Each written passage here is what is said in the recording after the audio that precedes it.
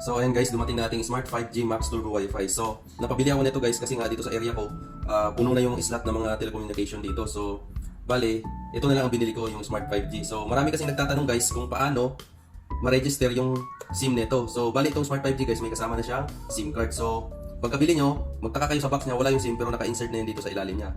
So paano nga ba i-register yung SIM ng Smart 5G na SIM card na kasama nitong modem? So ang gagawin ay dito sa ilalim ng ano nyo guys, ng Turbo Wi-Fi nyo ay makikita nyo yung ano niya, IP address dyan. So sa instruction ng kasama nitong router na to ay may nakalagay doon na punta kayo sa IP address na nandito. So punta kayo sa browser nyo, ayan kagaya nyan browser, tapos ilagin nyo yung kung ano yung IP address na nandito sa ilalim. So sa akin na type ko na yan, meron na ako.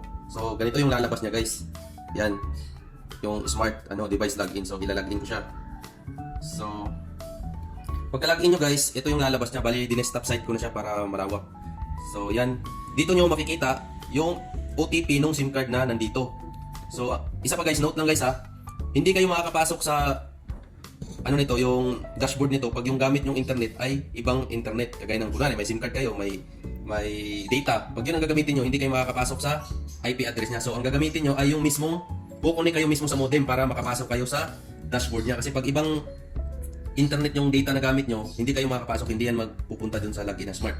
So, dito nyo makikita yung OTP niya. So, pag nakita nyo yung OTP dito, tandaan nyo, may message yan dyan, makita nyo sa taas. I-click nyo yung message dyan, tapos makikita nyo dun sa loob yung OTP. So, tandaan nyo lang guys, bago kayo pupunta sa Smart App. So, yan. Bago kayo mag-register ng SIM nyo dito sa Smart App, i-download nyo lang yan sa Google, marami dyan. Login mo naman ako. So, punta kayo sa Register Your SIM. Tapos, fill upan nyo lahat dun guys. Nandun yung hanapan yung OTP. Yung OTP na nag-message dito sa number na to, yun ang i-type nyo dun guys. So, once na mapilapan nyo lahat, tapos ma-submit nyo na, mag-message agad dyan sa Smart na your SIM is successfully registered. So, yan, activated na agad yung free only 15 days na data niya na no capping ayon sa Smart. So, ayan guys, ganun lang kadali yung pag-register ng SIM niya. So, maraming salamat.